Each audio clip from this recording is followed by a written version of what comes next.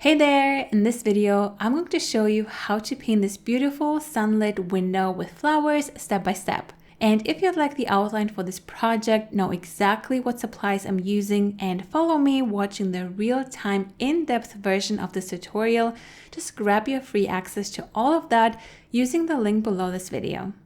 Now, first things first, if you're using a loose sheet of paper, make sure to tape it down onto a canvas board or a plastic board. That way you can tilt the paper and use gravity to move the water wherever you want it.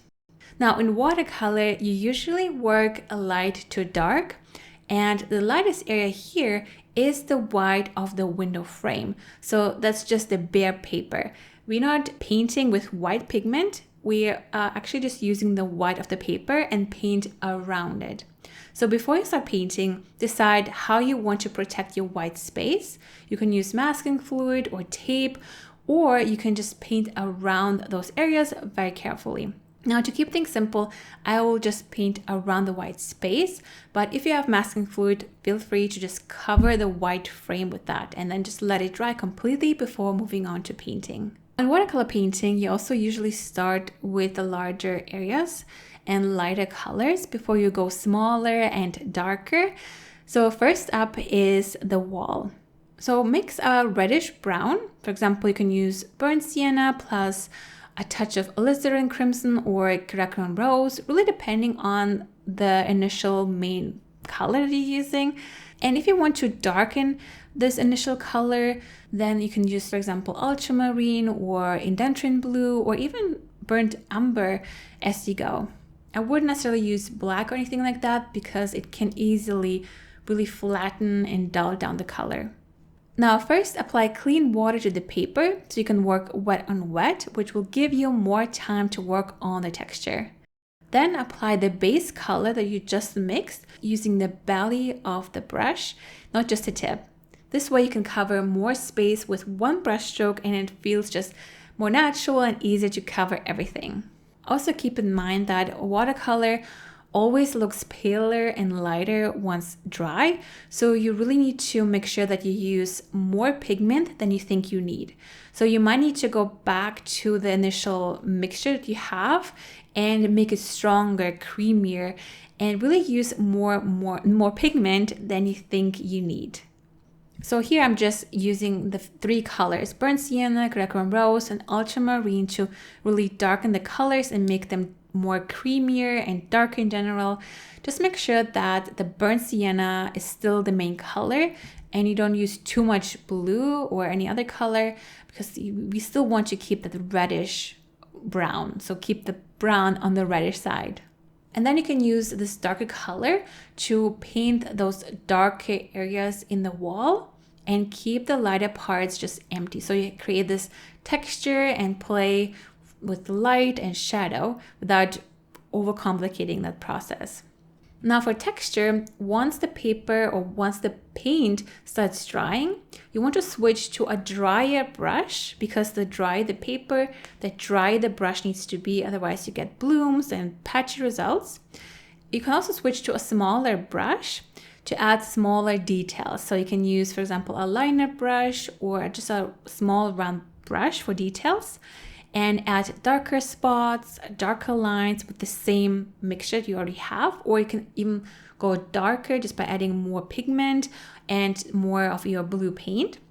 And you can just again go over some of those darker parts. So again, we started with the lightest colors, made them darker and darker, and now we go into those small details that are even darker and creamier paint-wise.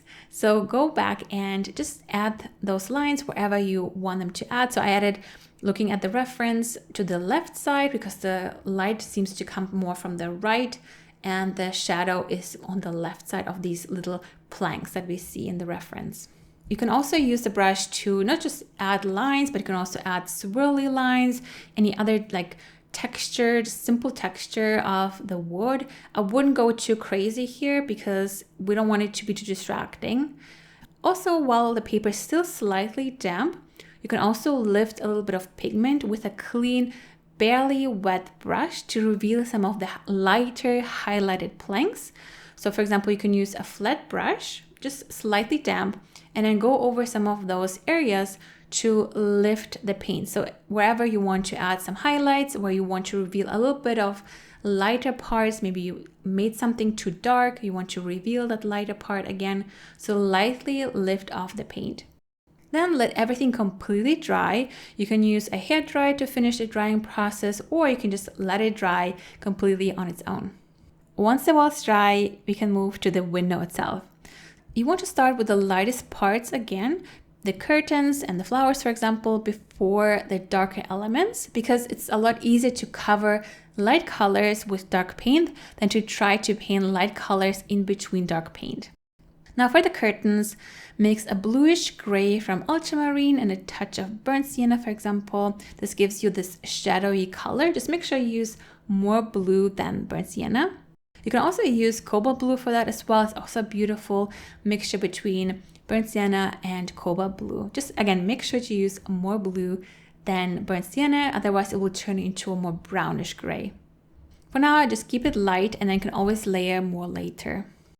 For the flowers, use a vibrant red, for example, a cadmium red, scarlet red, or whatever red you have, and then dab the color on in loose, bubbly shapes rather than trying to paint a perfect round flower. You can also dilute some of the red with water so you can get variety in value, not just one flat color. For the greenery, I would start with a vibrant green like May green, something that's more yellowish. And to darken parts of that green, I would use ultramarine and just add small dabs here and there just to kind of create a little bit of contrast. And for the pots, you can also use the same reddish brown that you mixed earlier for the wall, and then just darken it with ultramarine for those shadowy sides and shadowy parts in that pot. And again, you can lift a little bit of pigment with a flat brush to keep some areas lighter if you, for example, lost them by accident or forgot about them. Now, this is the part that really makes the painting pop. You want to mix a very dark blue, almost like indigo. So maybe you already have an indigo color that you can use. And you can also even darken it a little bit more with a tiny bit of burnt sienna. You don't want to mix a fully black color or use black. You still want to have a blackish color that's more on the bluer side. So not just gray or brown, just bluish black. And now you want to block in that dark color across the whole window.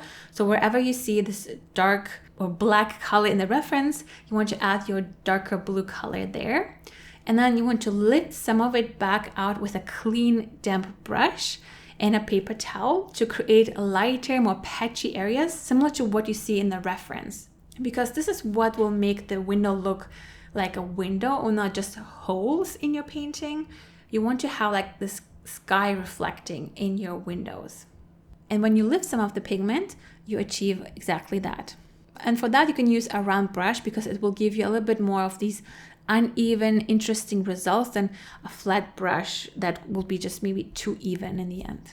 Then carefully work around your flowers and curtains, paint that same dark color right up to their edges, and that contrast is really what makes the flowers and the whole window stand out and pop.